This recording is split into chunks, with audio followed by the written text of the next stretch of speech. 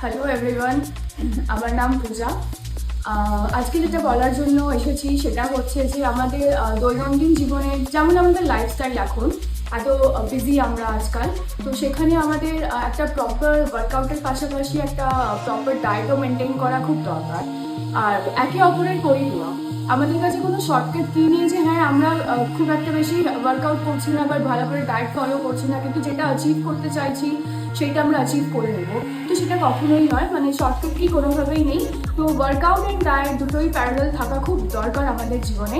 আর তার জন্য প্রপার একটা ট্রেনিংয়ের জায়গা দরকার।